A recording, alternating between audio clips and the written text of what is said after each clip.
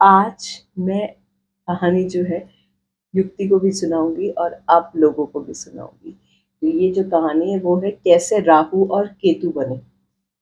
तो समुद्र मंथन के बारे में तो समुद्र मंथन के बारे में तो आप सबने ही सुना हुआ होगा कि जैसे जैसे उसमें सामान निकलता गया था, एक एक चीज निकलती गई थी, तो देव और दानवों में लड़ाई हुई थी।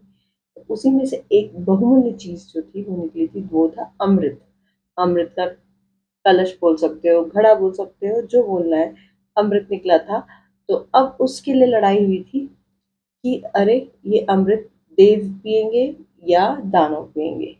तो उस चीज को लेकर भगवान विष्णु को ये समस्या समझ में आ गई थी कि अगर देवों ने पिया तब तो कोई दिक्कत नहीं है, किंतु अगर अगर दानवों ने वो अमृत पी लिया तो जो स्वर्गलोक में रह रहे देवगण और धरती लोक पे जो रह रहे मनुष्यगण, दोनों के लिए परेशानी हो जाएगी। और उसके बाद वो कुछ कर भी नहीं पाएंगे क्योंकि वो लोग अमृत पी चुके होंगे। तो इसी के लिए उन्होंने मोहिनी अप्सरा का अवतार लिया। हाँ जी। तो मोहिनी अप्सरा का अवतार लिया और सेम वैसा ही घड़ा एक जल का बनाया। तो उन्होंने क्या किया, जिसमें अमृत था वो तो देवगणों को पिलाया और जिसमें जल था वो असुरों को पिलाया। तो उसी में से एक असुर था राहु।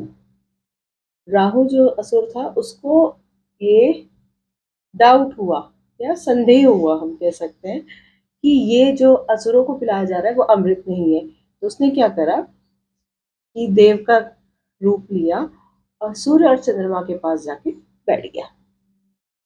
तो मोहिनी ने डांस करते करते जैसे ही सूर्य चंद्रमा को अमृत पिलाया तो वहां पर राहु भी बैठा हुआ था, तो उसको भी अमृत पिला दिया।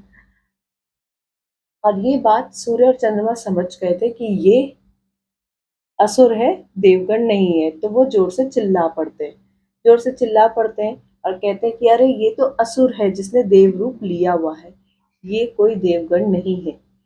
लेकिन तब तक क्या हुआ था, वो राहु जो है असुर, उसने वो अमृत चख लिया था, अमृत पी लिया था।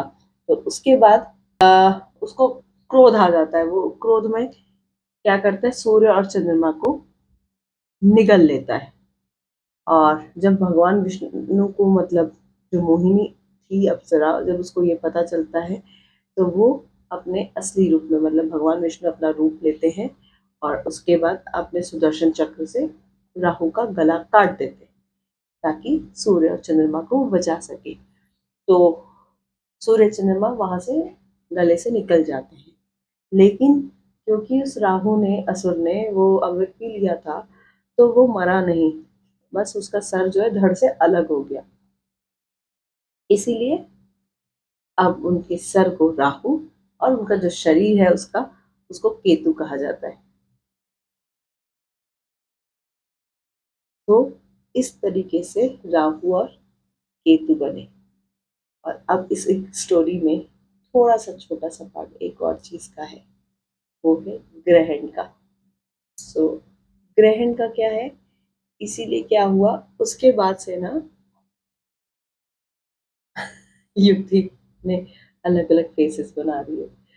तो उसके बाद क्या हुआ, ग्रहण का कैसे हुआ, तो जब भी उस दिन के बाद से जो राहु है उसको सूर्य और चंद्रमा पे क्रोध आने लगा। और जब भी उसको वो बदला लेने का मौका मिलता तो वो उनको निकल लेता था, सूर्य चंद्रमा को।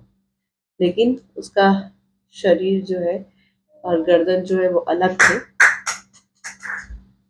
शरीर और गर्दन अलग अलग थे। तो इसीलिए वो सूर्य चंद्रमा थोड़े ही देर बाद, कुछ समय बाद वहां से निकल जाते थे। इसीलिए ग्रहण भी कुछ समय का ही रहता है। तो ये थी आज की हमारी स्टोरी कि कैसे राहु और केतु बने और कैसे ग्रहण कुछ समय बाद ही खत्म हो जाता है। आखिर क्यों कुछ समय बाद ग्रहण खत्म हो जाता है।